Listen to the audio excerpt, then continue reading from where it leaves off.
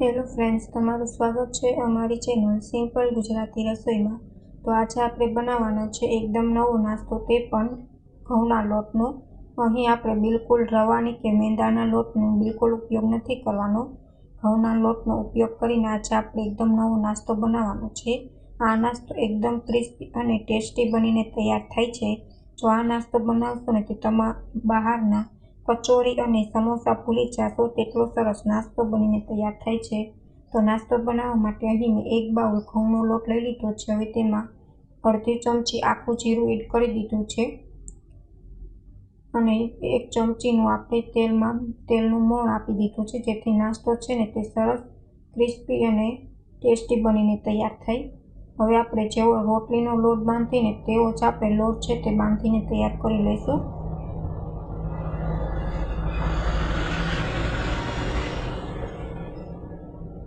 તો અહીં લોટ છે તે તૈયાર થઈ ગયો છે। હવે આપણે તેને 20 મિનિટ ઢાંકીને રાખી દઈશું। હવે નાસ્તો બનાવવા માટે અહીં મેં 2 નંગ જેટલા બટેકા બાફીને તૈયાર કરી લીધા છે અને તેને મેશ પણ કરી લીધા છે। હવે તેમાં 2 તીખા મરચાં, અડધી ચમચી હિંગ, 1 ચમચી હળદર, 1 ચમચી ધાણા જીરું પાવડર, અડધી ચમચી ગરમ મસાલો, 1 ચમચી લાલ મરચું પાવડર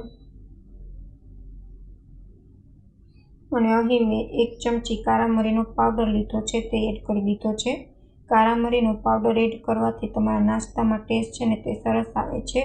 અહીં મેં આદુ અને લસણની પેસ્ટ કરી લીધી છે, તે એડ કરી દીધી છે। જો તમે લસણ ન ખાતા હોય તો ખાલી આદુની પેસ્ટ પણ તમે એડ કરી શકો છો। લાલ મરચું પાવડર એડ કરી દીધું છે અને સ્વાદ અનુસાર મીઠું એડ કરી દીધું છે। અહીં નાસ્તો સરસ ખાટો મીઠો બને તેના માટે અહીં મેં 1 ચમચી ખાંડ એડ કરી છે અને ઉપરથી લીંબુનો રસ એડ કરી દીધો છે। તો બધું જ મસાલામાં સારી રીતના મિક્સ કરી લઈશું। જો તમારી પાસે લીલા ધાણા હોય તો તે પણ તમે એડ કરી શકો છો, પણ મારી પાસે નથી એટલે હું સ્કીપ કરું છું। બધું જ આપણે મસાલામાં સારી રીતના મિક્સ કરી લઈશું।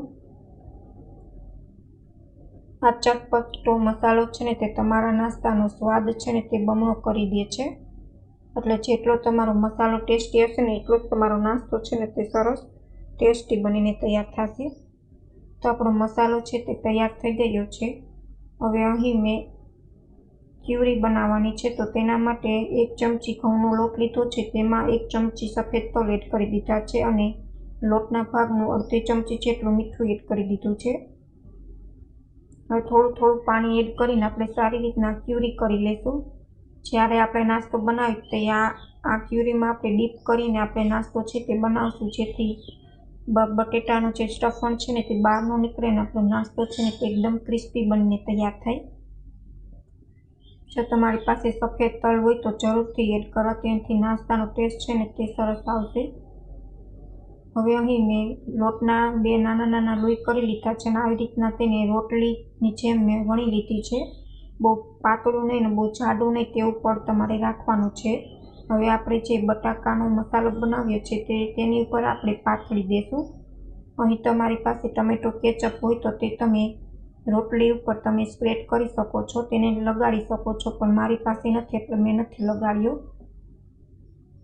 હવે આવી રીતના હાથની મદદથી મસાલાને સારી રીતના આપણે ઉપર લગાડી લઈશું, પડ ઉપર।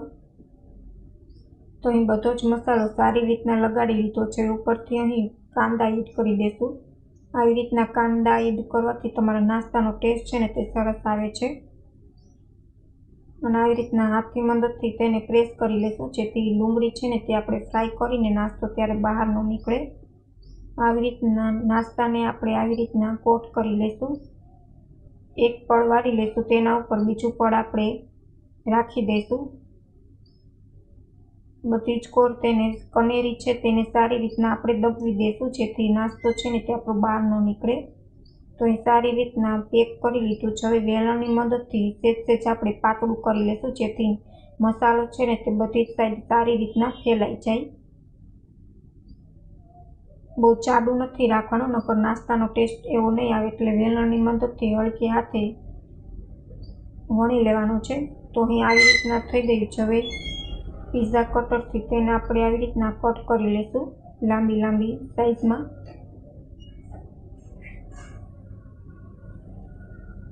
તો તમે જોઈ શકો છો અહીં કટ કરી લીધું છે. હવે આપણે તેને બીજી રોટલી છે તેને પણ આવી જ રીતના તૈયાર કરી લઈશું. આ સમોસા નથી કે નથી કચોરી, ટેસ્ટ તોય આનો સમોસા અને કચોરી જેવો આવશે. નથી ભરવાની ઝંઝટ કે નથી વણવાની ઝંઝટ. તેટલો સરસ આપણો નાસ્તો છે તે ટેસ્ટી બનીને તૈયાર થશે કે સમોસા અને કચોરી જેવો જ ટેસ્ટ આવશે. હવે તેલ ગરમ થઈ ગયું છે. હવે આપણે જે ક્યુરી કરી છે તેમાં ડીપ કરીને આવી રીતના તેને ફ્રાય કરી લઈશું.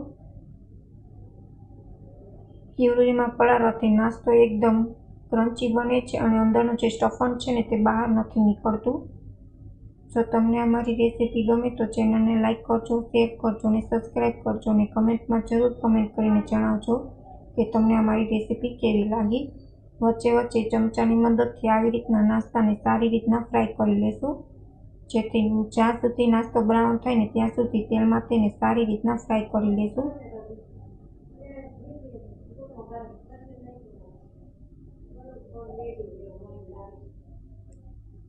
તો અહીં નાસ્તો છે ને તે આપણો સારી રીતના બ્રાઉન થઈ ગયો છે અને ફ્રાય થઈ ગયો છે. હવે તેને આપણે લઈ લઈશું અને બીજો વધેલ છે તેને પણ આવી રીતના ફ્રાય કરીને તૈયાર કરી લીધો છે. તો તમે જોઈ શકો છો એકદમ ક્રિસ્પી અને ટેસ્ટી આપણો નાસ્તો છે તે બનીને તૈયાર છે. આ નાસ્તો ઘરમાં નાનાથી લઈને મોટા સૌને ખૂબ જ પસંદ આવશે. Thank you for my watching video.